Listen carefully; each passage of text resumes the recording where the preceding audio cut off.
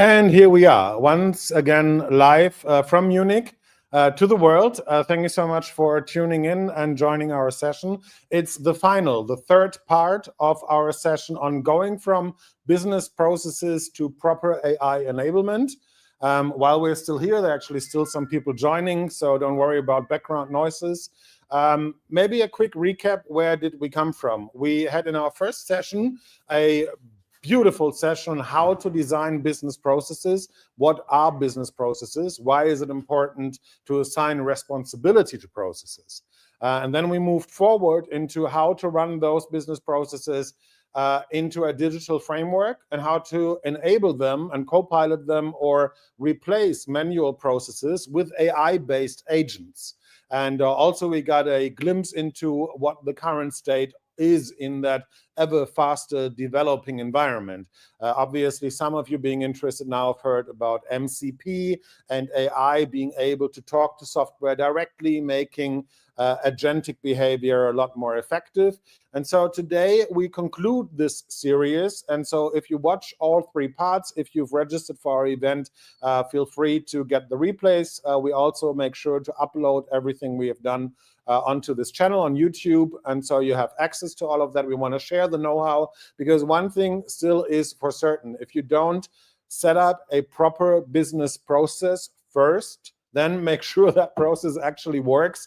Your entire AI strategy is not going to make any sense. We see it more often than not that companies deploy lots of budgets just to do something, #AI, and then in the end they spend another budget just to unwind what they have done. And that is what we want to not have you run into. So today we not only finish this session with our ever present star speaker, Dave Bayless, who is a master on business process modeling and also a keen learner on all things agentic behavior. One of the people I love to exchange thoughts with, because he's also a very deep thinker. He's going to have his third session with us today, and we are going to talk about how much code do you need to know? Why is maybe a little bit of Python actually really helpful in order to strengthen your digital workflows? And so for now, we've pretty much stayed within the digital realm of things. So for the second part of today's session, first of all, we're going to swap to German. I hope you like that. And if you don't speak German yet, you still have another 20 minutes to learn it. It's a super simple language, as you all know. Sounds just like the language of love. I'm sure you're aware of that as well. If you don't know German yet, the recording will make available, and we'll likely fix it in post to also English, what AI can do for us, a brave new world. Why is it so fascinating to stay tuned into that session? Because we've got Juliane with us, who's actually going to talk about how do we take AI to the production floor. If we think about AI deployment, one thing, a study of Duke University that I've recently came across actually stated that in media, sales, marketing, only 4.5% of all AI is being deployed. But you'd constantly hear about agents scaling up marketing or sales or anything like that. It's actually only 4.5% versus industrial AI making 15% of the pie. So I think it makes sense to also look at those processes and see what's the story there. So as our location here is going to be more packed as by the minute, which makes me very happy. I hope you enjoy everything here as well. If you have comments, or anything you want to share, just use the chat on YouTube. I think that should work, and we should be able to read it. So after both sessions, we're going to have a quick Q&A session where we'd love you to join and join the fun here. So without further ado, I'm going to get Dave on stage.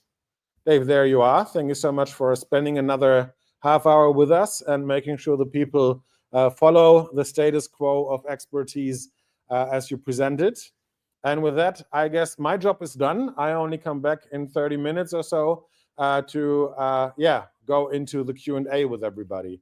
So thank you so much. And Dave, take it from here. Well, thanks so much for having me. I've been excited about today's session in particular. I'm going to see if I can't share my screen.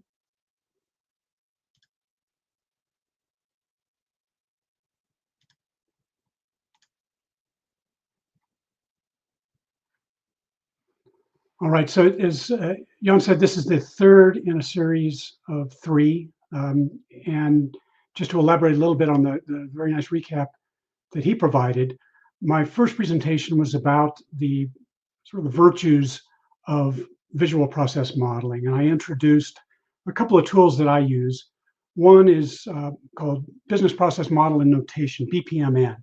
And it's just a standardized flowchart language. And it has the benefit, the virtue of being easy to understand for all kinds of people, including non-specialists, but also robust enough and specific enough that it can actually be used in guiding the implementation of technology and automation. So I use BPMN all the time at more abstract layers of modeling, the descriptive and analytical models, to help me and my collaborators develop a clear, explicit, and shared understanding of processes. I also introduced a tool that I use from the Zapier suite called Canvas. And I found I use this a lot at the execution level because I use the Zapier suite as a foundation of the work that I do. So this has become useful, but the objective is the same, is to take what's in our heads, put it in a visual, understandable, shareable manner so we have a solid foundation from which to make choices about automation and implementation. Now, to that end, in the second presentation, we said, all right, now that we have a process and we've defined what tasks compose that process, how do we make decisions about who's going to do it? And what I've found is that a key element of that might be described as what's the requisite degree of autonomy that's required? How much flexibility and creativity is necessary to complete a task in a dynamic environment? And sometimes the answer is not very much. You have consistent execution and traditional automation with fixed rules and limited ability to have decisions or logic gates. Automation is fast, it's cheap, and it's reliable. Humans, on the other hand, are none of those things, but we do possess a high degree of agency and creativity. So there's some tasks that we are maybe uniquely qualified to do. And then in between on this spectrum of agency are this growing category of AI agents that may be considered sort of bounded agency, but has many of the virtues of automation. So one thing I think about a lot in my work is this theme of not everything that can be automated should be automated.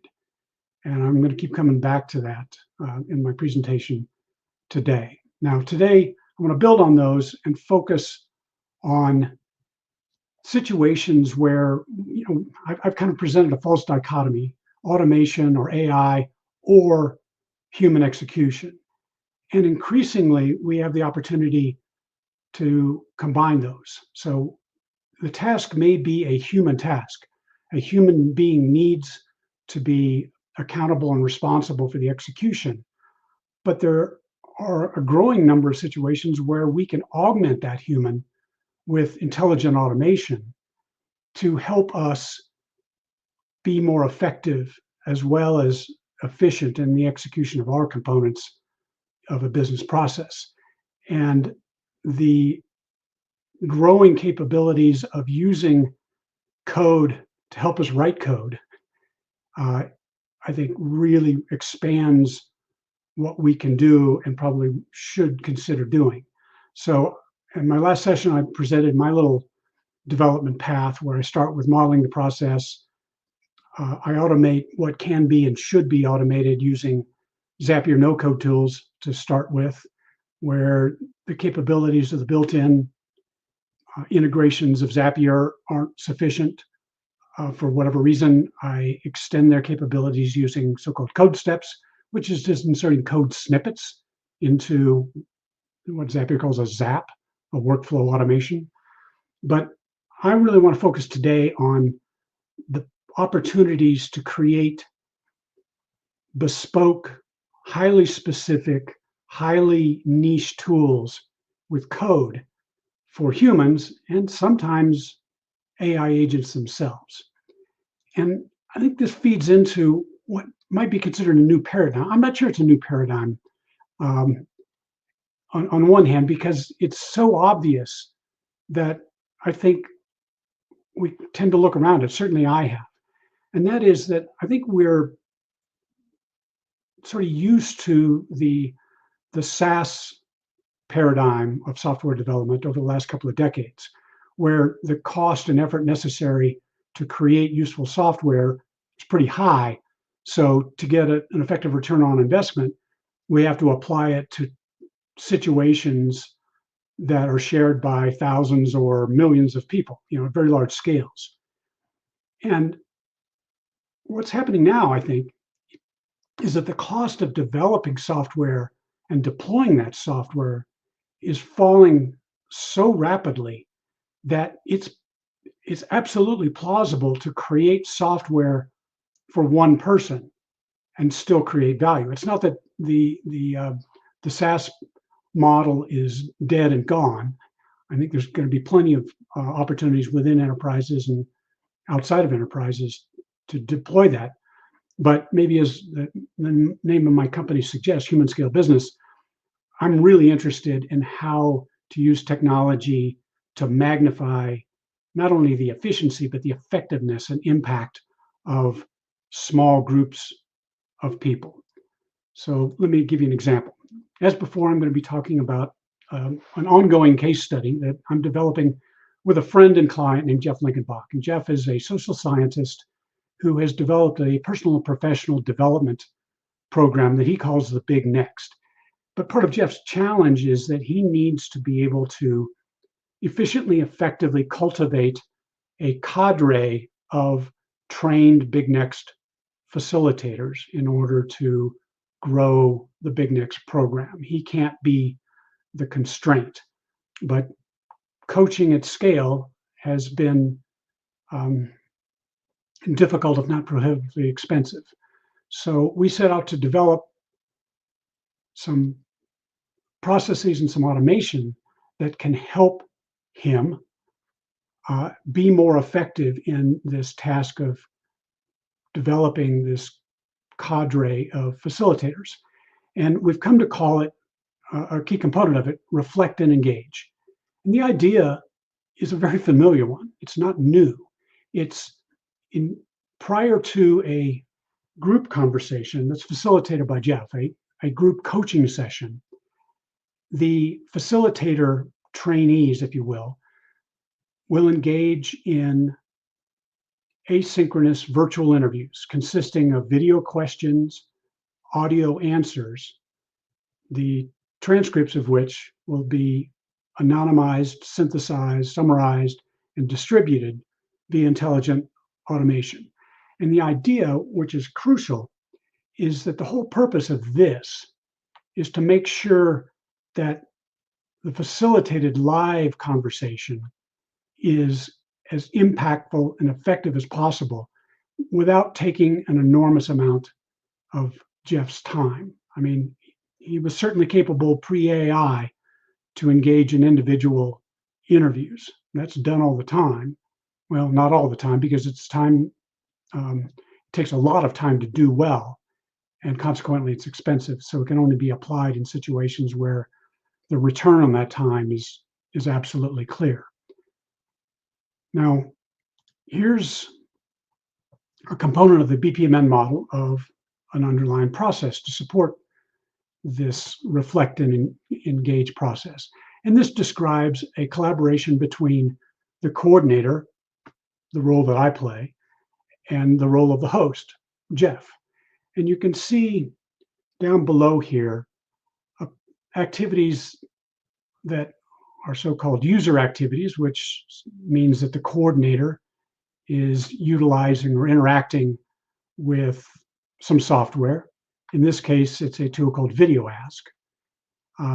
This particular task, the create video ask task, is automated.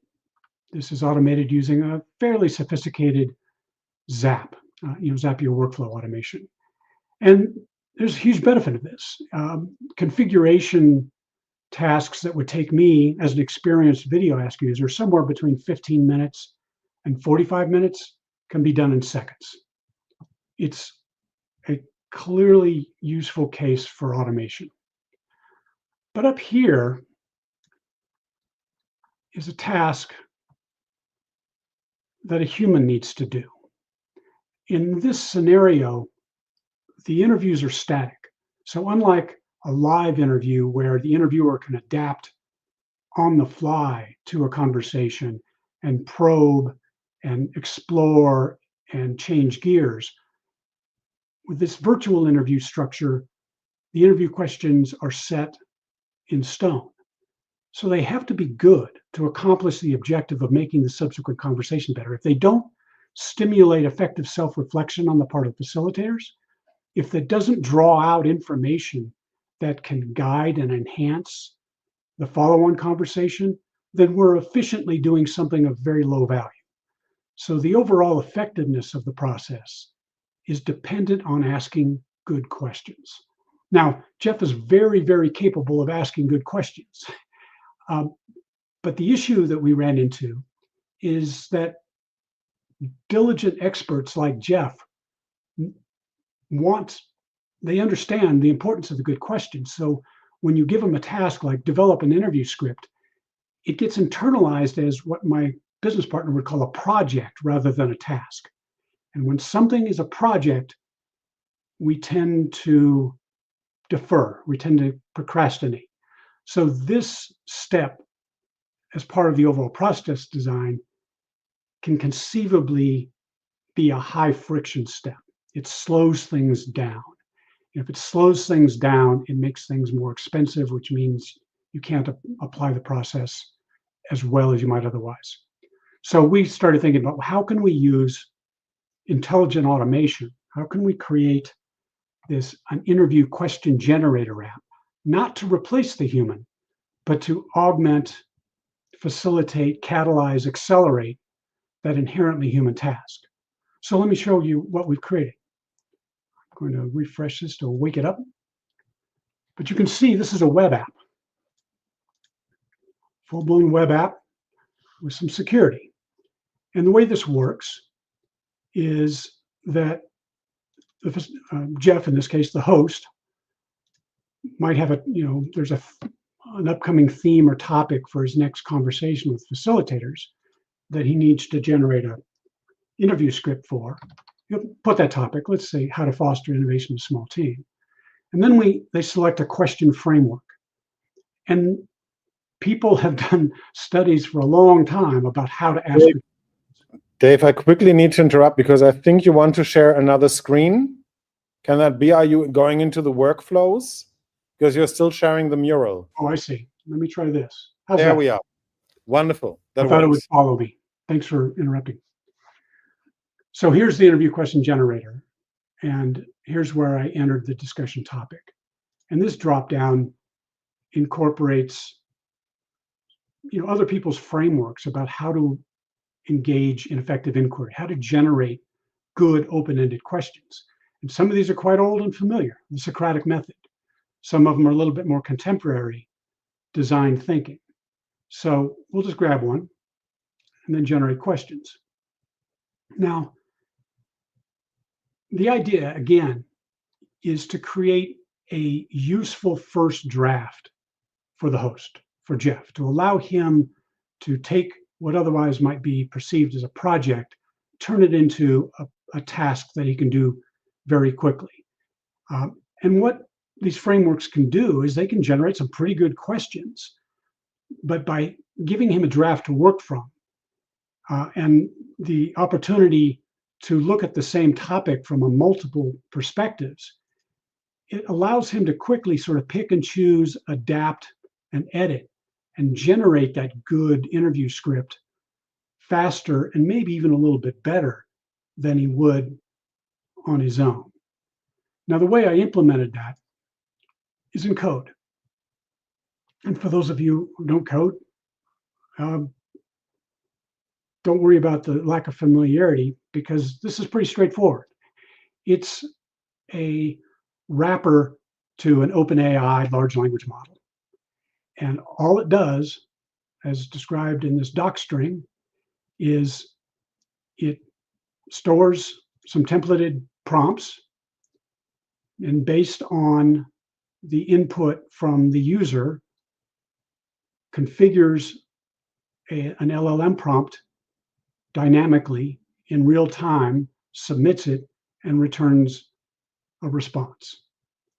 So it does a thing for a very targeted group of people, but we're finding that it actually works quite well and helps enhance this overall process by making sure that this inherently human task is done in a way that is both efficient and effective.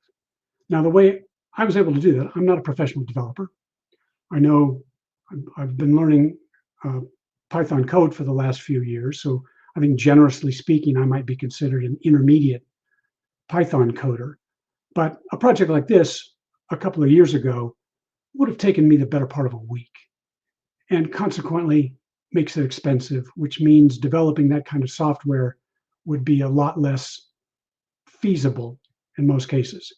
But by utilizing what some of you may have already familiar with, this term that just in the last couple of months has really become popular, of vibe coding, that is using large language model prompting to generate code and entire applications from scratch.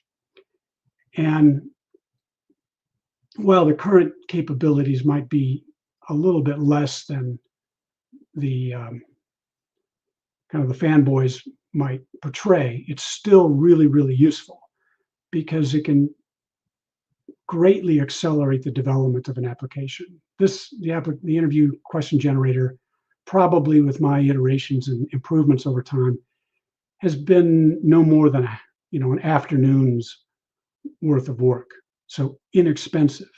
Because it's inexpensive, I can apply it in a case where only a handful of people need it, but the impact is significant. So speed and simplicity is an advantage. It does have limitations. It's best for quick prototypes or fairly straightforward applications. But I would push back a little bit on that, because in the situation that I'm describing, where you're not trying to create a software that serves thousands of people and lots of corner cases, my applications, my micro apps, are very, very targeted. So the difference between a prototype and a production version isn't that much, really. Now, one thing is true is that while the proponents of vibe coding, and I think its development trajectory means that people with no coding experience could actually create an interview question generator, it certainly helps to know some code. Now, to get started with vibe coding, all sorts of new tools are being developed. I really like Replit, which is what I showed you.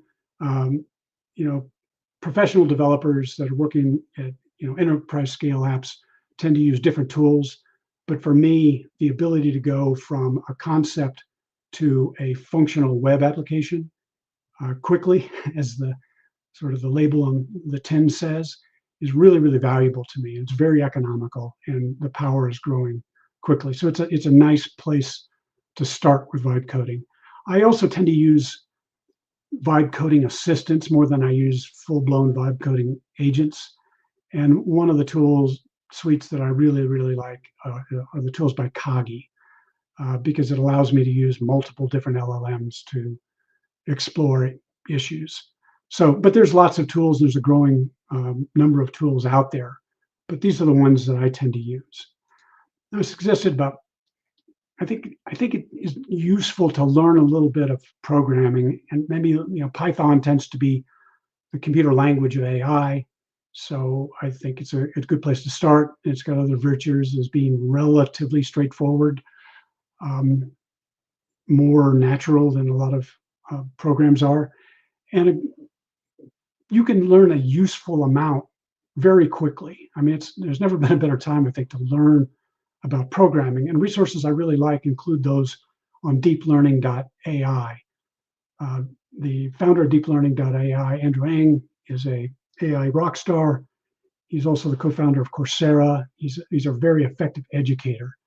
And I found that the short courses in particular on deep learning AI are really, really helpful. There's AI Python for beginners. That's a great place to start. Replit has its own vibe coding. And then if you want to go deeper, there's great resources. Replit has 100 Days of Code. I've used the Data Quest if you want to go that deep. But I think the importance of learning a little bit of code, besides being able to do a little bit of vibe coding, is the questions of what can be automated, what should be automated, are too important to delegate to the technologists.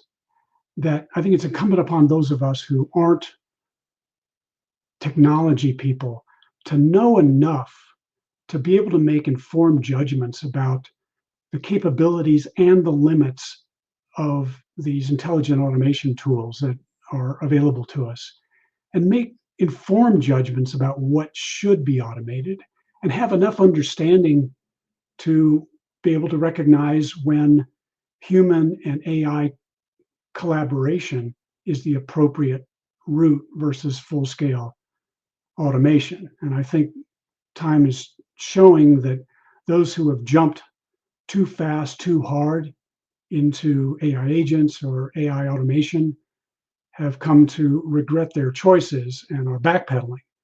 And I think by understanding what we're trying to do, having people that have enough knowledge about the technical underpinnings of these tools to make informed judgments, we can get a lot better about recognizing the opportunities as well as where we should proceed with caution and not disconnect the human beings from our workflows and our work processes too rapidly.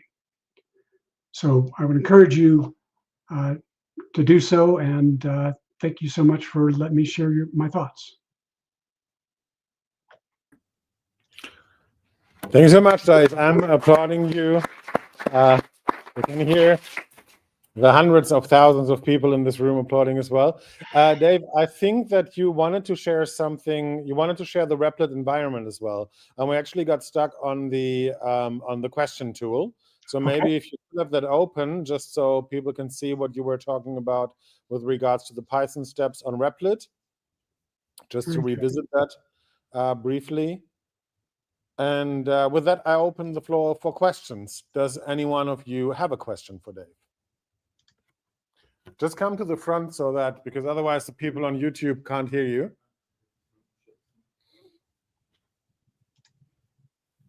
Hi, Dave. Thanks a lot. Great presentation. I just wanted to ask you if you could go back to the questions that you generated, because that was not quite clear to me what the scope was.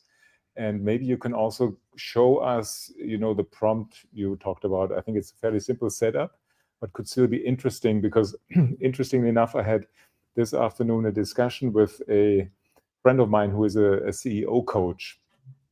And we discussed, how can we exactly accelerate some of the things, even during a coaching session maybe, or like you seem to be doing it here in preparation for a session. So it would be interesting to see basically what, now you're in the Replit thing here. Yeah, so I can see. I'd be happy to.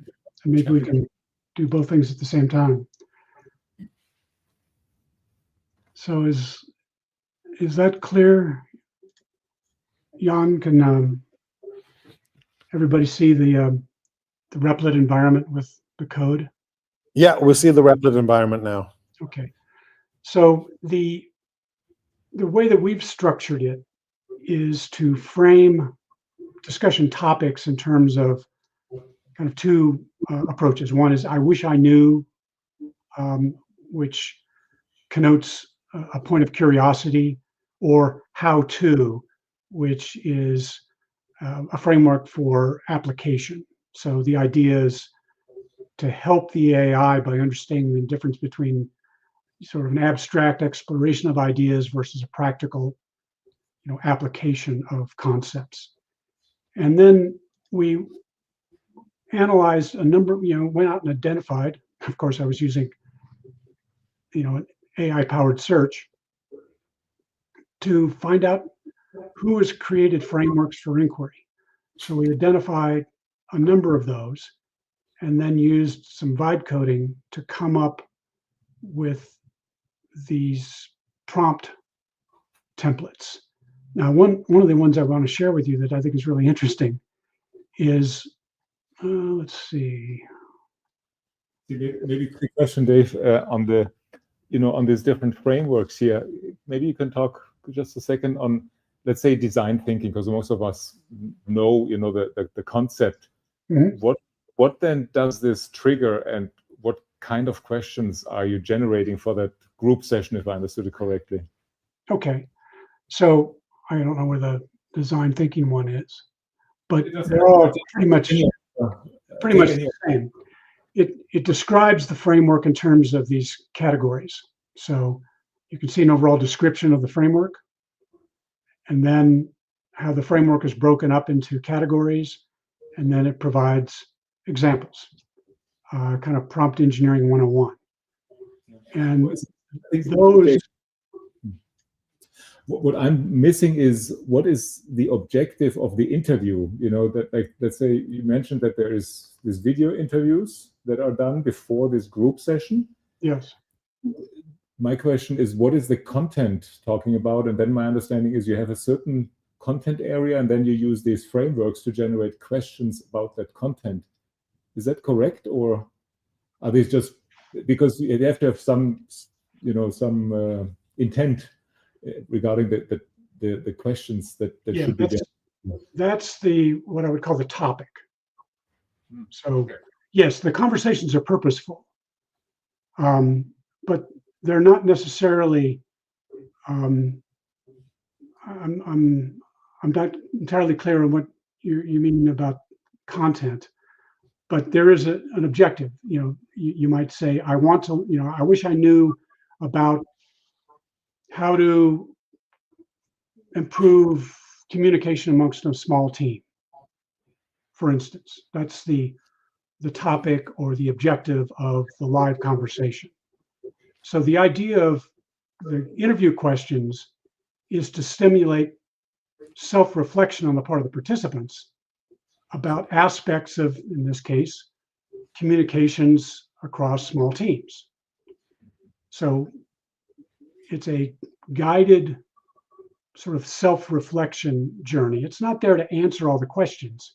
The objective of the upfront interview is to make sure people are primed for the conversation. The conversation itself is where the bulk of the learning, coaching, development happens. The pre-interviews and these structured questions are to lay the groundwork for that subsequent conversation. Does that help, or am I talking around you?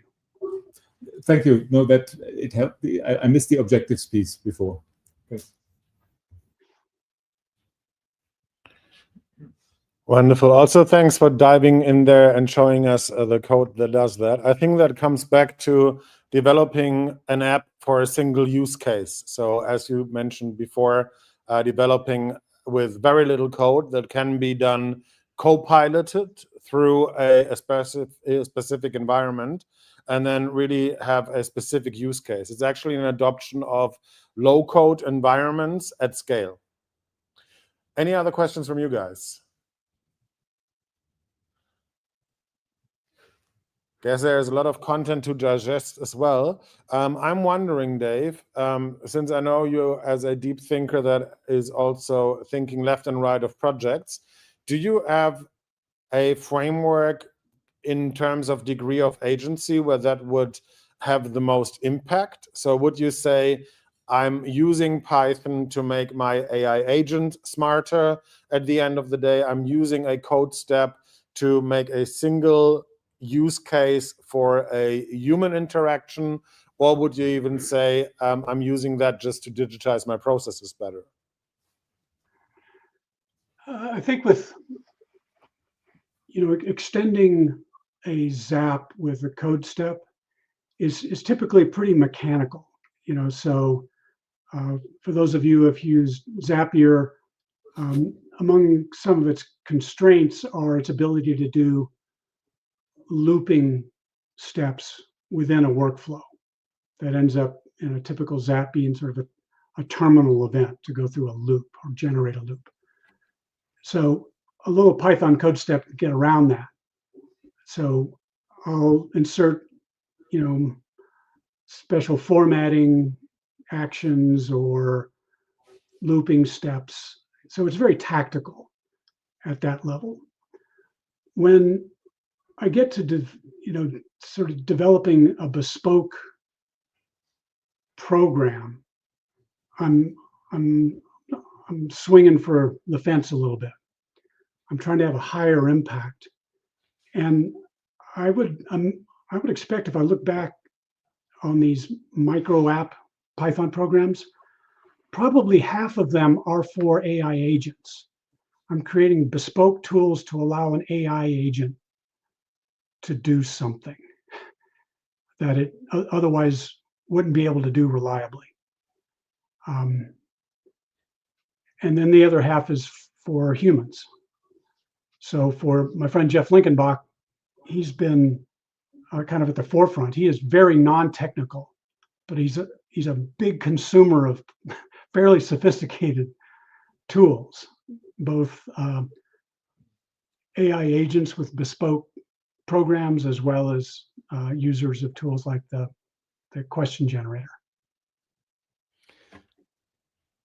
When I guess one of the core messages of today's session is just learn a little bit of code. Come on. It's not that difficult. It's 100 days of Python if you want to go hard, or a step further. Also, Andrew's AI, Python for AI, really fast-paced short course. How many hours do you think is a worthwhile investment? There was a time where as Germans were being taught, look, you got to speak that little bit of English in order to do the entire globalization thing. So maybe it's time to do that little bit of Python, at least to talk better to your AI colleagues in the future. Is that comparative? And how much would you see is the necessary time applied to come to a first piece of impact? Well, I would say that the first piece of impact is being able to know enough to ask developers pointed questions about what's possible and what the trade-offs and consequences are of doing something in a certain way. I think part of the problem with AI right now and adoption is their thought processes are so abstract that it's very, very difficult to sort of instantiate these concepts into their daily lives. So I think, I don't know, Andrew's introductory program, I don't know, is maybe 10 or 15 hours, maybe less. And I think after that amount of time, it's going to change the way that you approach conversations about automation. So I think that is worth doing by itself, even if you never try to code something yourself. Well, the truth is, you go through Andrew's course, you're going to do some coding, and it'll demystify it, and none of this stuff will be scary, because it turns out it's, for those of you who speak multiple languages, learning a little bit of Python is going to be no problem. Also, he's got one of the smoothest voices ever to listen to. I guess a softer learning approach has yet to be developed. How do we not hit the problem where we know how to ask a question? So when I learned Spanish, I learned how to ask ¿Dónde está la calle de la Cruz? Where's the cross street? But when I got the answer, I didn't understand a word. So I find myself sometimes prompting something in a Copilot, and I get tons of code that I don't understand. So can I interpret that further? Would you say just stick to the conversation or learn more framework? Well, what I do is say, please explain the code to somebody who's a beginner developer. And AI is really effective at explaining the code it's generated. It's also, I use it all the time for documentation, because, notes to future Dave, I forget what I'm doing. And having AI generate documentation and explanation for me is really, really helpful. So that's one of the reasons I use Coggy as well, is I've just found it produces useful explanations and documentations of the code it's helping me generate. So my learning about Python has accelerated dramatically over the last year. I just understand more because I'm able to do more and able to engage in the AI is tutoring me about the code that we're co-developing. Well, my best learning was always to learn another language on a pillow. So get a foreign girlfriend or boyfriend of your choosing, and whatever that is to translate to AI. I guess that's the step forward from here, which likely is going to be to find just your first project to work with and try to impress that AI girl or boy, and then I'll take it from there. Dave, thank you so much. For everybody who wants to connect with you, we are happy to provide your details or your LinkedIn address. So otherwise, just search LinkedIn for Dave Bayless, Human Scale Business. I think you'll find him there. And Dave, I find you always as a fast responder. So I'm pretty sure you'll take up any questions there as well. Absolutely. With that being said, thank you so much, Dave. Another round of applause for you.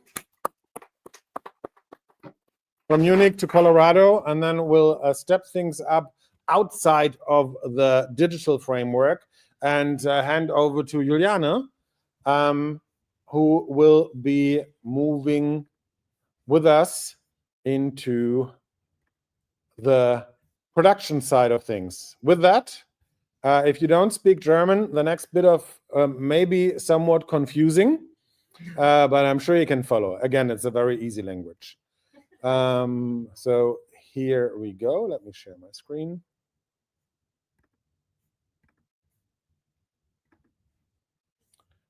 And here we've got the mirroring effect. With that, everybody who's international, you got to wait for the recording that will then can translate to English.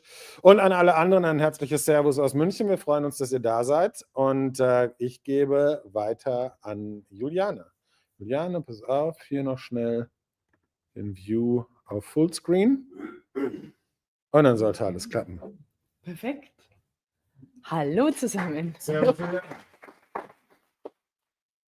First, thanks to Dave for this inspiring presentation, and I hope you made yourself a little AI translator, so you can understand German with a little bit of dialect, I guess.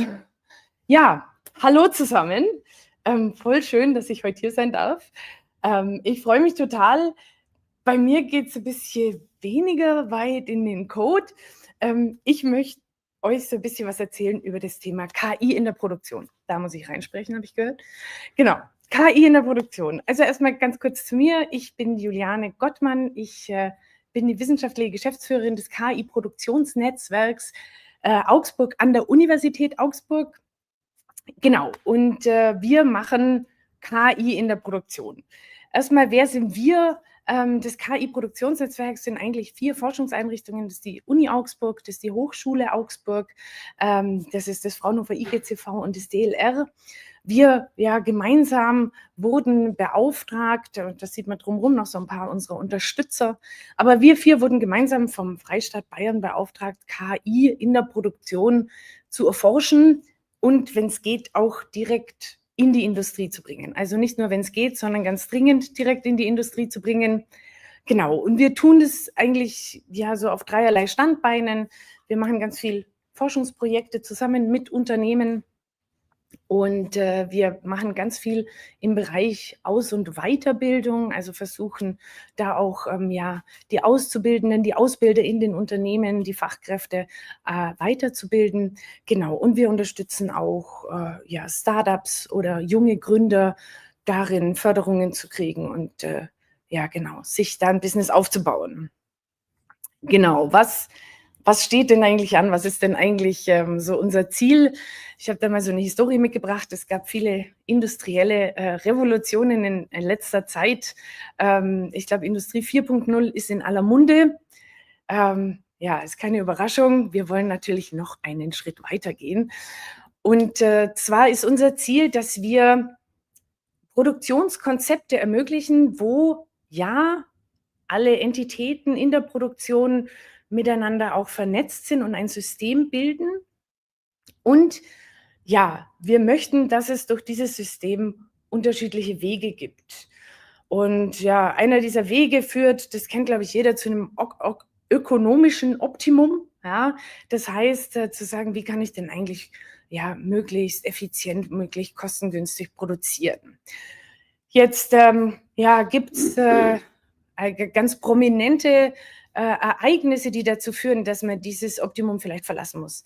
Ja, ein ganz prominentes Ereignis war oder ist immer noch der Ukraine-Krieg. Das hat dazu geführt, dass das Thema Energie plötzlich einen ganz anderen Stellenwert gekriegt hat. Und wir eigentlich gucken mussten, wie können wir eigentlich möglichst energieoptimiert produzieren. Also auch das Thema Ressourcenoptimum. Genau, und ganz spannend wird es, wenn ich auch noch vorne was anderes reinstecke, zum Beispiel andere Materialien, seien es aus technologischen Neuerungen oder auch das Thema Rezyklate, also wie kann ich denn eigentlich mit Recyclingmaterial besser umgehen? Und da ergeben sich einfach ganz verschiedene Wege durch die Produktion und die machen diese Produktion viel widerstandsfähiger. Ne? Das heißt, ich kann mit dieser Produktion auf ganz viele unterschiedliche Ereignisse reagieren und bin nicht so davon abhängig, dass alles so läuft, wie ich es geplant habe. Wir tun das, wir wollen das tun, wir tun das mit KI-Unterstützung und diese KI-Unterstützung immer möglichst auf den Menschen zentriert. Das heißt, den Menschen da unterstützen in der Produktion, wo er es am meisten braucht. Genau.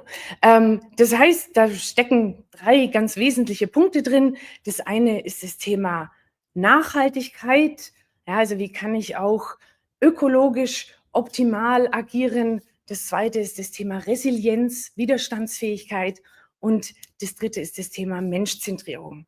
Und wir haben unser Konzept so 2019, 2020 geschrieben. Und 2021 hat die Europäische Union gesagt, Industrie 5.0 sieht eigentlich so aus. Und zwar geht es darum, wirklich die Produktionen dahin zu bringen, dass wir mit dem Thema Nachhaltigkeit arbeiten, dass wir das Thema Resilienz bringen und das Thema Menschzentrierung. Also genau, das ist so ein bisschen unser Antrieb, die Produktionen so aufzubauen, dass sie eigentlich in Richtung Industrie 5.0 gehen. Genau, wo ist denn jetzt überall KI drin? Ich komme gleich auch noch zu Beispielen, aber wenn man so eine Produktion mal aufreißt, dieses Bild soll eigentlich nur zeigen, überall kann man mit KI unterstützen und das versuchen wir bei uns in Augsburg zu tun. Wir haben an der Uni Augsburg eine Produktionshalle mit über 5000 Quadratmetern. Das ist unsere Halle 43. In dieser Halle haben wir Industrieanlagen im industriellen Maßstab stehen. Das ist auch tatsächlich so ein bisschen unser Alleinstellungsmerkmal, das, was uns einzigartig macht. Wir betreiben Forschung an industriellen Anlagen. Das heißt, wir können wirklich einen Maßstab auch den Unternehmen zeigen und zeigen, okay, das funktioniert in dieser Größenordnung und nicht nur bei uns im Labor. Genau, wir sind aktuell schon bei über 50 Forschungsprojekten, die wir teilweise auch schon abgeschlossen haben. Wir haben mittlerweile schon mit fast 500 Unternehmen irgendwie in unserem Netzwerk Kontakt. Wir sprechen mit denen, wir zeigen denen, was wir machen. Wir versuchen, das, was wir tun, auf deren Themen zu transferieren, also zu sagen, was kann das denn für euch bedeuten? Was bedeutet das für eure Prozesse? Wir Genau, wir unterstützen die durch Aus- und Weiterbildungsmaßnahmen und ja, wir reden ganz, ganz viel einfach darüber, was wir tun, so wie ich jetzt heute hier, um einfach die frohe Botschaft in die Welt zu tragen, was man denn eigentlich mit künstlicher Intelligenz in der Produktion alles tun kann. Genau. Und ich habe so ein paar Themen dabei. Ich würde die mal so ein bisschen anreißen und dann können wir da gerne im Nachgang auch noch drüber diskutieren. Zum Thema Menschzentrierung. Wir versuchen tatsächlich, den Menschen immer in den Fokus zu stellen und zu gucken, wie kann denn eigentlich die Anlage den Menschen unterstützen und nicht andersrum. Da gibt es Projekte, da wird tatsächlich, also da arbeiten wir viel auch mit diesen Cobots zusammen, wo wir schauen, wie kann man denn mit diesen Cobots zusammenarbeiten. Da gibt es wirklich Ansätze, wo man sagt, okay, wie kann denn eigentlich der Cobot rausfinden, wo er mich am besten unterstützen kann und das dann auch tut.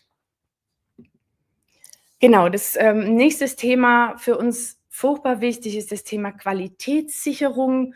Auch da sind die Mitarbeiter in der Produktion häufig mit Tätigkeiten, mit sehr undankbaren Tätigkeiten beauftragt. In der Regel schaue ich in der Qualitätssicherung ganz, ganz viel auf gute Ergebnisse, ja, also weil das ist ja auch das Ziel, dass man immer gute Produkte produziert und ich muss in der Qualitätssicherung eigentlich herausfinden, wo ist denn da der Fehler. Das heißt, ich gucke ganz lang auf gute Teile oder auf gute Bilder und muss dann irgendwann, wenn der Fehler aber kommt, muss ich plötzlich hochkonzentriert sein und den auch finden. Da kann die künstliche Intelligenz natürlich sehr gut unterstützen und wir müssen eigentlich nur noch dann Qualitätssicherung betreiben, wenn es auch wirklich notwendig wird. Genau, zum Thema Nachhaltigkeit, da sieht man eine Spritzgussanlage. Der Spritzgussprozess ist für uns ein ganz, ganz toller, weil da müssen immer ganz, ganz viele Parameter in dieser Spritzgussanlage zusammenpassen, dass hinten ein Gutteil rauskommt. Und da kann die KI natürlich wunderbar unterstützen, einfach weil die diese ganzen Parameter überwachen kann. Die kann die nachregeln, die kann die schneller auswerten, als wir das tun können. Und noch viel spannender wird der Prozess, wenn ich vorne keinen Primärrohstoff reinstecke, weil so ein Primärrohstoff, da weiß ich eigentlich immer, was ich kriege und wie der aussieht, mit dem kann ich gut irgendwie umgehen. Wenn ich da aber Rezyklate reinbringe, dann wird der Prozess für mich erstmal ganz, ganz schwer einschätzbar. Und da kann uns die KI unterstützen, auch diese Eingangsmaterialien zu einzuordnen und zu sagen, wie muss jetzt eigentlich mein Prozess darauf reagieren, dass ich auch dann wieder stabil produzieren kann. Genau. Ein weiteres Thema an der Stelle Nachhaltigkeit ist, wie kann ich denn eigentlich so ein Gesamtoptimum mir auch anschauen? Ja, ich kann eine Prozesskette haben. In der Prozesskette mag es sein, dass ich Qualitätsprobleme habe oder dass ich vielleicht gewisse Toleranzen überschreite oder unterschreite. Und normalerweise führt es dazu, dass ich dieses Teil irgendwie wegwerfen muss. Ja, das ist Ausschuss. Wenn wir es aber schaffen, das im Nachfolgeprozess zu berücksichtigen, ja, und zu sagen, okay, wie kann ich denn im Nachfolgeprozess vielleicht meine nächsten Schritte so ausrichten, um diese Themen auszugleichen, dann kann ich im Gesamtsystem auch wieder ein gutes Teil schaffen, ja, und muss weniger Ausschuss an der Stelle produzieren. Und dann ist noch das Thema der Resilienz, also zu sagen, okay, wie kann ich denn mit möglichst vielen verschiedenen Dingen umgehen, die auf meine Produktion einwirken, die auf meine Technologien einwirken. Da kommen natürlich ganz viele Assistenzsysteme zum Einsatz, wo die KI helfen kann, einen Störfall zu analysieren, relativ zügig Handlungsempfehlungen zu geben und diesen Störfall so kurz wie möglich zu halten. Da passiert natürlich auch ganz viel mit, wie man es hier auch sieht, Oberflächen, also wie kann ich auch dem Mitarbeiter möglichst genau erklären, was denn passiert ist und wie er darauf reagieren kann. Und dann ist so eins unserer größten Themen ist immer das Thema Zustandsüberwachung. Also wie kann ich denn eigentlich meine Prozesse bestmöglich in der Produktion überwachen? Wir setzen da sehr viel Sensorik ein, ja, wir hören mit, wir schauen mit, was in den Prozessen passiert und genau, die KI hilft uns dann, all diese Daten, die da generiert werden, in einen Zusammenhang zu bringen und zu sagen, okay, was habe ich denn gerade für einen Zustand in meiner Anlage? Wie gut geht es denn meiner Anlage gerade? Und die, genau, kann dann auch relativ schnell melden, wenn sich irgendwie was verändert, wenn man auf irgendwas nochmal gucken kann. Und genau, die hohe Kunst ist natürlich dann, das auch noch in so einen sozusagen Closed Loop zu bringen, zu sagen, ja, wie kann ich denn eigentlich dann auch, wie kann die Anlage auch selber auf Dinge schon reagieren, was kann die denn selbst schon nachregeln, um da vielleicht einen Störfall auch zu vermeiden. Genau, das war jetzt mal so ein kurzer Abriss über das, was wir tun, was uns ja so treibt und genau, den Rest habe ich gedacht, machen wir so im Austausch.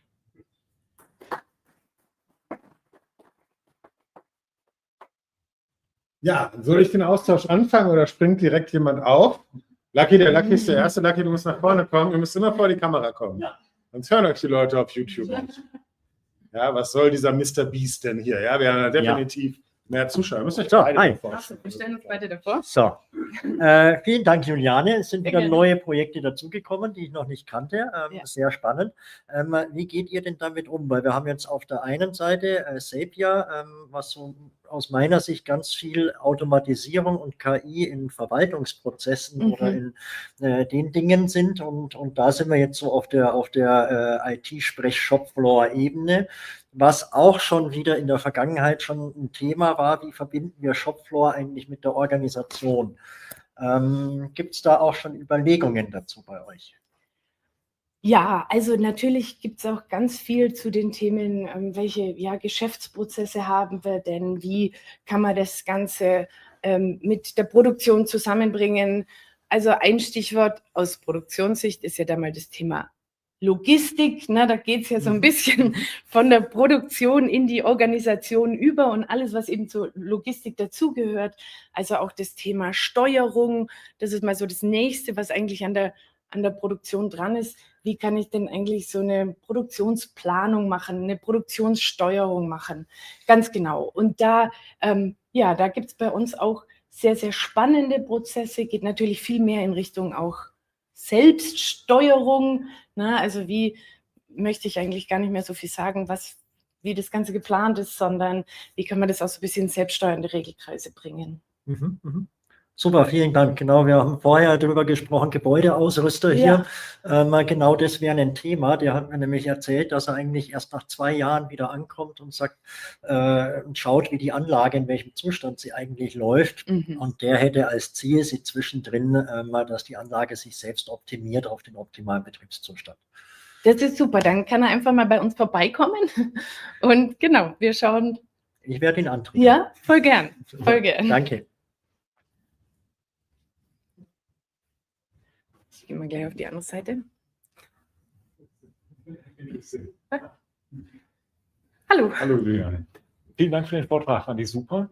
Ich habe eine Frage so zu den Projekten. Du hast ja gesagt, es sind ungefähr 50 Projekte, die sich irgendwo befinden. Was für eine Art von Projekte sind das? Also ist es sozusagen, sind es Einzelaufträge von Firmen, wo ihr einen bestimmten, sage ich mal, ein MVP oder so ein Proof of Concept macht und dann sagt die Firma vielen Dank und geht damit weg? Oder sagt ihr, na wunderbar, wir sind hier an so einem Open-Source-Projekt und wir wollen gerade, keine Ahnung, Qualitätssicherung in Prozess XY optimieren und da gibt es irgendwie einen Beitrag zum Open Source. Wie ist das Ganze organisiert und was passiert mit dem Knowledge und wie ist eure Zusammenarbeit mit den Firmen und mit dieser, keine Ahnung, Open Source Community, wenn es was überhaupt gibt als Thema? Ja, also fangen wir mal von vorne an. Genau, also Firmen kommen zu uns und manchmal beauftragen die uns auch mit einem Thema. Das ist tatsächlich eine Möglichkeit. Viel häufiger passiert es, dass Firmen zu uns kommen und sagen, boah, wir haben da irgendwie ein spannendes Thema, wollen wir was zusammen machen? Und dann gucken wir nach einem Fördergeber, wo wir quasi ein gemeinsames Forschungsprojekt machen. Also wo wir wirklich ja, sei es beim Freistaat Bayern oder eben ein bundesweites Projekt, aber auch europäische Projekte, die ja versuchen wir dann aufzusetzen, wo sich meistens auch mehrere Firmen mit einer ähnlichen Themenstellung treffen. Ganz genau. Und wo man das dann zusammen bearbeitet. Wir haben auch, wir haben da vielerlei an Themen. Das Thema Open Source ist bei uns natürlich auch ein wichtiges Thema. Wie unsere Ergebnisse danach publik werden, das übernehmen häufig wir, dass wir einfach ganz viel davon erzählen. Aber das hängt natürlich auch immer dann von den Unternehmen jeweils ab, die damit beteiligt sind. Spannend. Und wie es aussieht, seid ihr sehr viel eher so auf der klassischen Machine Learning-Ebene unterwegs und das ganze Thema generative Modelle, was jetzt sozusagen en vogue ist und was jeder so momentan unter KI versteht, das spielt für euch vielleicht als Interface eine Rolle, aber jetzt wahrscheinlich weniger so auf dem tatsächlichen Umgang jetzt mit, gesagt, Sensorikdaten und so weiter. Ganz genau. Also wir machen tatsächlich viel auch mit generativer KI, ja, wenn es darum geht, wie kommuniziere ich da rein, ja, was beschäftigt genau als Interface. Ja. Da passiert schon relativ viel, gerade auch beim Thema menschzentrierter KI, da passiert an der Stelle sehr viel. Aber ja, wir sind natürlich eher auf dieser Sensorikebene, viel maschinelles Lernen, viel Planen und Schlussfolgern. Bilderkennung ist für uns schon auch nochmal ein ganz wichtiges Thema, klar, das visuelle Erkennen, aber genau, das sind so unser Fokus. Ja, super. Dann vielleicht eine Frage nochmal zu dem ganzen Thema menschzentriert. Man könnte ja auch sagen, na gut, manche Sachen, da ist der Mensch tatsächlich außen vor in der Zukunft, ja, weil das wird jetzt halt automatisiert und wir können das viel besser über einen Roboter abdecken und der Mensch bekommt andere Aufgaben. Wo ist da so euer Fokus? Und ich verstehe auf der anderen Seite natürlich diese Cobot-Thematik. Wenn ich jetzt tatsächlich die Unterstützung für einen Vorgang habe, der nach wie vor von Menschen gemacht werden muss. Das ist aber schon irgendwie so ein bisschen so ein Konflikt. Genau, also das kann man, glaube ich, sehr gut differenziert betrachten. Also weil es wird mit Sicherheit Tätigkeiten geben, die KI oder die auch die Digitalisierung oder auch die Automatisierung gut kann und die wir auch eigentlich gar nicht selber so gern machen. Das sind ja häufig die stupideren Tätigkeiten oder die Tätigkeiten, die uns sehr müde machen und so. Und auf der anderen Seite, also das steht außer Frage, da werden... Weigert ihr euch nicht und sagt, okay, der Arbeitsplatz geht halt in Zukunft an Roboter? Ja. Nein, da weigern wir uns nicht, weil wir auch sehen, wo KI eigentlich Möglichkeiten schafft. Wir haben ja heute eher das Problem, dass wir eigentlich einen Fachkräftemangel haben. Das heißt, wir versuchen eigentlich die KI zu nutzen, um diesen Fachkräftemangel irgendwie abzufedern und da Dinge auszulagern, wo wir eigentlich uns sehr schwer tun, Leute zu finden. Und wir haben auf der anderen Seite auch die Möglichkeit, mit KI Menschen an Arbeitsplätze zu bringen, die ihnen vorher vielleicht gar nicht zugänglich waren. Und da schafft die KI auch wieder Chancen oder die Digitalisierung oder, wir reden immer von dem großen Buzzword KI. Es muss nicht immer KI sein, es kann manchmal auch ein simpler oder ein intelligenter Algorithmus sein, aber da schafft die KI auch ganz viel an Chancen für Menschen, die sonst vielleicht auf dem Arbeitsmarkt gar nicht mehr irgendwie eine Chance hätten. Super, danke. Sehr gerne. Für euch kann aufspringen, mache ich direkt weiter. Ja, sehr ich schau gerne. mal eben auch ganz kurz, ob ich hier dieses Homebase at Prepares wegklicken kann. Geht es irgendwo? Ja, Bayless ist es nicht. Das ist auch nicht. Style, schauen wir mal an.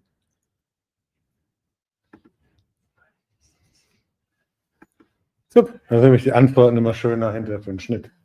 So, also wir hatten schon mal vor 3 Jahren ein Projekt mit einem großen Maschinenhersteller und da sind wir in so ein paar Hürden gerauft. Und die würde ich gerne mal mit dir diskutieren. Okay, los geht's. Die erste Hürde, die wir hatten, war sehr auf dem geprägt, was du als Anwendungscase skizziert hast, nämlich Resilienz. Der Betreiber der Maschine, die jetzt Wattestäbchen macht, den interessiert genau ein Data Point. Der ist binär und der sagt an oder aus. An gut, aus schlecht. Wie komme ich denn mal zu dem zu verklickern, das wäre gut, wenn du mehr Daten hast? Ja, also ich kann jetzt nur mal sagen, wie wir das ne, wir das versuchen ranzugehen. Wir versuchen immer mit Beispielen eigentlich zu den Leuten zu gehen und sagen, guck mal, wenn du das und das und das wüsstest, dann könntest du das und das damit tun. Ja, dann könntest du vielleicht vorher mal gucken, was läuft gerade schief. Da könnte man, also heutzutage hat ja auch jeder Maschinenbetreiber einen Haufen KPIs, die er irgendwie erfüllen muss. Und da steht nirgendwo mehr an aus. Ja, also das wäre schon. Und da kann man auch mal gucken, okay, wie kannst du denn das eigentlich beeinflussen? Wie hast du denn eigentlich mehr Einfluss auf das, was deine Maschine macht, als genau nur an aus? Dann sammeln wir jetzt diese Daten, gehen wir mal einen Schritt weiter. Wie sammeln wir die denn? Braucht er jetzt eine total neue Wattestäbchenmaschine? Das ist ein schwieriges Wort. Oder kommt ihr mit dem Lego-Bausatz Sensorik für Wattestabmaschinen und klappert die da dran und zack, haben wir Daten?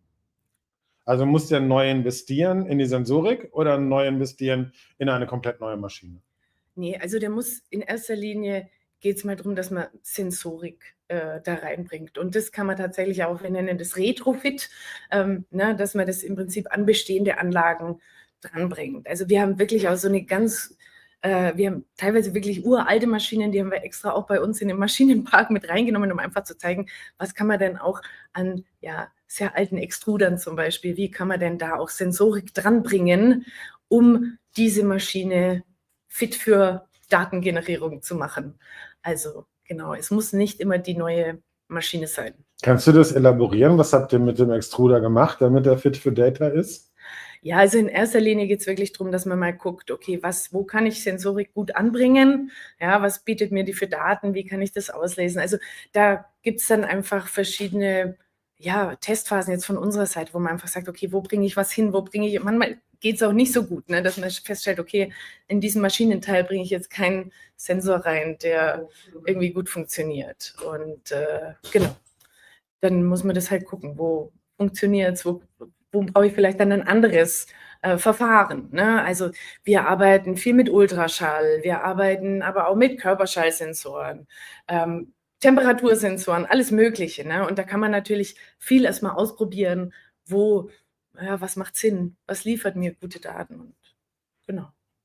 Wir hatten letztens ganz spannende Gespräche mit dem Bereich Daten in Healthcare und in Wissenschaft, generell eher im medizinischen Bereich. Und da war ich schon sehr erschrocken, wie teuer die Daten waren. Und dann wurde mir gesagt, gerade weil es da um biologische Daten geht, ist es ganz, ganz schwierig, saubere Datenmuster hinzubekommen. Ne? Bei digitalen Prozessen ist es easy im Vergleich, ja, weil alles, was jetzt zum Beispiel daran geht, Krebsdiagnostik zu diagnostizieren und da überhaupt mal Kausalitäten herzustellen, ist der erste Schritt überhaupt, Noise Pollution daraus zu nehmen. Gibt es in Industrie 5.0, seid ihr eher auf der Krebsdiagnostik oder seid ihr eher auf der digitale Workflow-Ebene? Wie schwierig ist es, die Daten zu bekommen? Also wir sind natürlich definitiv eher so auf der Workflow-Ebene. Aber ja, das Thema Daten bekommen, glaube ich, ist gar nicht so schwierig. Aber natürlich ist es bei uns genauso schwierig herauszufinden, welche Daten brauche ich denn eigentlich, damit ich Korrelationen und die richtigen Korrelationen finde. Und welche Daten verursachen eigentlich eher auch Noise, ne? Und die stören mich eigentlich eher in meiner Analyse. Und das ist auch für viele Unternehmen übrigens der schwierigste Prozess. Ne? Also wie kriege ich denn eigentlich erstens meine Daten mal aus der Anlage raus?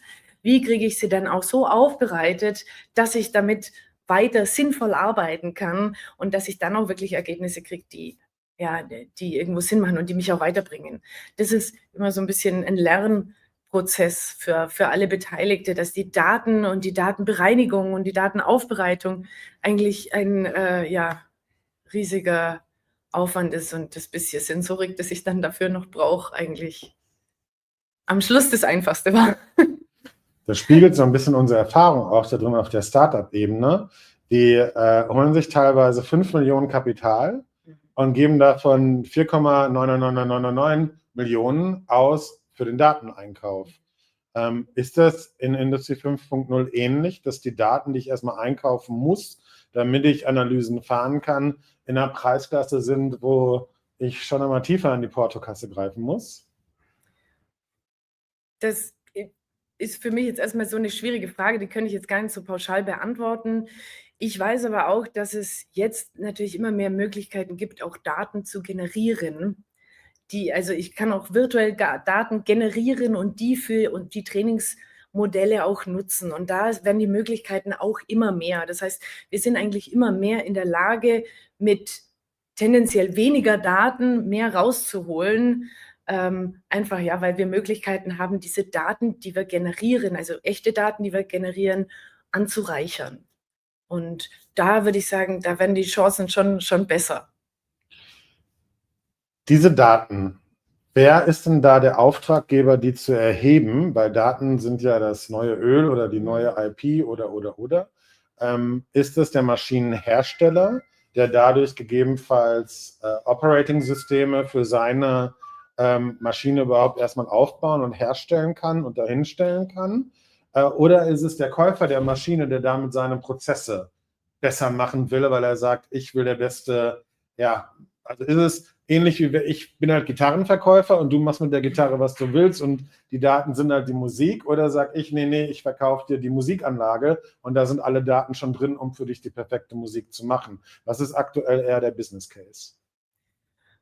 Also ich glaube, der Trend geht auf jeden Fall dahin, dass auch schon die Hersteller versuchen, ihren Kunden so viel wie möglich an Features mitzugeben, die der Kunde dann für sich nutzen kann. Also da geht der Trend immer mehr hin. Also wir arbeiten auch mit vielen Maschinenherstellern zusammen, die schon versuchen, so viel wie möglich an Sensorik in die Maschine zu bringen, die dann der Kunde, der die Maschine kauft, nutzen kann. Also das ist definitiv der Trend. Und das ist so von allen Seiten, würde ich sagen, gleichermaßen gefordert und aber auch gepusht. Ja, schön, dass du mir das so sagst, weil meine letzte Frage ist natürlich dann, wem gehören denn die Daten? Ist das der Maschinenhersteller? Seid ihr das hinterher, die Millionenschätze von Daten habt? Oder ist es der Nutzer, der in der Usage der Maschine die Daten dann generiert hat? Weil das war auch so ein Thema. Weil man schon überhaupt nicht gewollt, dass Daten existieren. B, dass diese Daten gegebenenfalls noch in eine Cloud hochgeladen werden, die ja nicht gesichert wäre. Und dann war auch die Frage, wem gehört das ganze Ding jetzt? Also aktuell ist es natürlich schon so, wenn ich als Maschinenbetreiber diese Maschinen laufen lasse und da die Daten erhebe, dann habe ich die erstmal und klar versuche ich die natürlich auch zu schützen. Also da ist natürlich immer die Frage, wie kann man so eine Dateninfrastruktur im Unternehmen gut aufbauen? Was kann ich in eine Cloud schieben? Was will ich lieber on-premise haben? Das sind genauso die Diskussionen, die jetzt auch geführt werden. Also da gibt es jetzt auch noch nicht, würde ich sagen, den Blueprint, wo man sagt, genauso muss es sein. Aber genau daran arbeiten wir auch so ein bisschen, das rauszufinden. Ja, und dann ist ja schön, dass wir dich heute hier haben, als meine wirklich letzte Frage mal so in die Zauberkugel gedacht. Ne? Wir reiben da mal eben schnell dran. Jetzt kannst du in die Zukunft gucken. Du bist der diversierteste von uns allen, die heute hier sind. Was würdest du sagen, ist jetzt schon ein Spitzen-Use-Case? Also was ist jetzt schon das ChatGPT? Suchen wir mal 5 Wanderungen raus. Ich fahre am Wochenende zum Königssee in der Industrie 5.0. Und wo sagst du, in 5 Jahren sind wir wahrscheinlich da? Also in 5 Jahren sind wir hoffentlich da, dass wir unsere Anlagen im Prinzip so optimiert betreiben können, dass so wenig wie möglich an Ausschuss besteht. Also dass wir so viel wie Verschwendung wie möglich vermeiden. Ja, das heißt, dass ich eigentlich meine Anlage so betreiben kann, dass ich möglichst energieeffizient bin, dass ich vielleicht meine Anlage auch darauf ausrichten kann, scheint gerade die Sonne, dann produziere ich jetzt, ja, dass ich so wenig Schlechtteile wie möglich produziere, dass ich das nahezu vermeiden kann, weil meine Maschine eigentlich zu jeder Zeit weiß, wie geht's mir, wie geht's meinem Werkzeug, wie geht's meinem Material und wie geht's meiner Umgebung und dementsprechend genau sagen kann, okay, ich muss da jetzt an der Stelle was drehen, sodass ich hin wieder Gutteil rauskriege. Das heißt, in 5 Jahren haben wir eigentlich gar keinen Ausschuss mehr und arbeiten, genau, energieoptimiert und verschwendungsfrei. Und wo sind wir heute? Was ist heute schon das, was vielleicht die meisten noch gar nicht wissen, dass das schon geht? Ja, also genau da stehen wir heute, dass einfach viele noch gar nicht so genau wissen, wie nähere ich mich da an, wie gehe ich es denn an, was geht denn überhaupt? Ja, also da ist schon noch an der einen oder anderen Stelle irgendwo eine Hemmschwelle da, zu sagen, ja, man hört ja viel ChatGPT und das ist ja so ein bisschen beängstigend und was hole ich mir da in die Firma?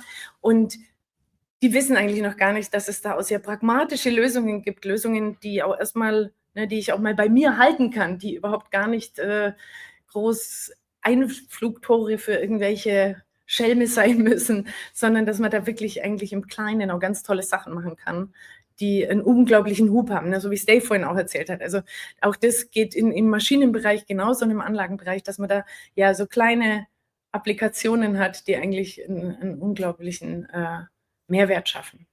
Im Kleinen tolle Sachen machen.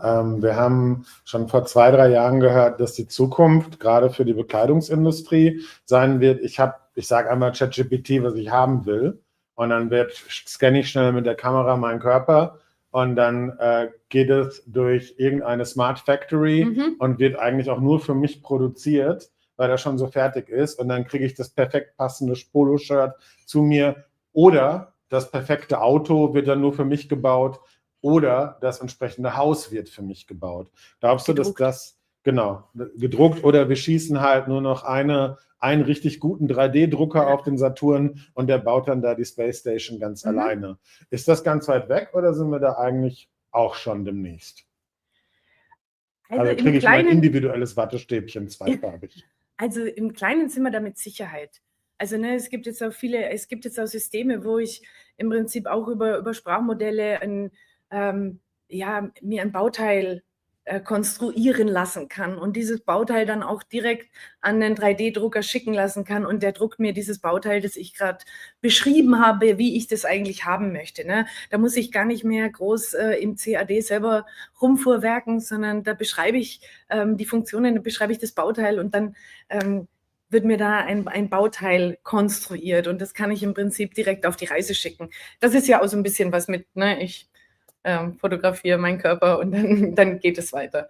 Also das passiert schon an der einen oder anderen Stelle. Schöne neue Welt, danke, dass du uns beigebracht hast. Ja, sehr gerne. Haben wir euch nochmal für eine Frage motiviert mit dem ganzen Zeugs? Dann gehen wir ins Networking und ihr könnt die Fragen einfach allen persönlich stellen. Juliane, super Sache, danke dir. Dankeschön. Schauen wir mal schnell auf YouTube, ob ihr noch Fragen gehabt habt, und wenn nicht, dann sieht nicht so aus. War es das für heute? Danke euch, dass ihr dabei wart. Ja, das war das Ende der dreiteiligen Serie über Business Process Management hin zum KI-Workflow. Ja, bis wir sogar da gelandet sind, dass ich demnächst meine zweifarbigen Wattestäbchen einfach bei ChatGPT prompte und die Minuten später von der Drohne eingeflogen bekommen. Soweit wollen wir in den nächsten Jahren gehen. Ich hoffe, ihr seid auf der Reise mit dabei. Bei uns geht es dann weiter in wahrscheinlich 6, 7 Wochen, weil eine Sache, die sehr spannend ist, dass hier in diesem Kreis vor Ort nach unseren Sessions eigentlich weniger über Technik geredet wurde, sondern viel darüber, wie kriegen wir das jetzt in die Unternehmen rein. Ja, und das ist der Punkt, den wir uns als nächstes sehr intensiv angucken in einer 6-teiligen Serie, wo wir uns spezifisch damit befassen, wie können wir auch im Mittelstand die KI-Adoptionsrate von aktuell 3-5% der Mitarbeiter, die KI nutzen, auf 40, 50, 60% bringen, damit wir einfach gemeinsam mehr Werte produzieren können. Ja, und den Mittelstand vor allen Dingen auch mitnehmen in diese KI-freundliche Zukunft, der mir dann endlich mein Wattestäbchen bringt. Damit, das war mein Schlusswort. Wir machen hier freundlich weiter und beim nächsten Mal kommt ihr einfach auch zum Lucky. Vielen Dank an Preparis, the host with the most. Vielen Dank an Seppia für den Support. Vielen Dank, Dave, dass du die 3 Male dabei warst. Vielen Dank, KI-Produktionsnetzwerk Augsburg, dass ihr uns hier so gut unterstützt habt. Vor allen Dingen danke euch fürs Kommen. Danke euch fürs Einschalten und wir sehen uns bald wieder. Dankeschön.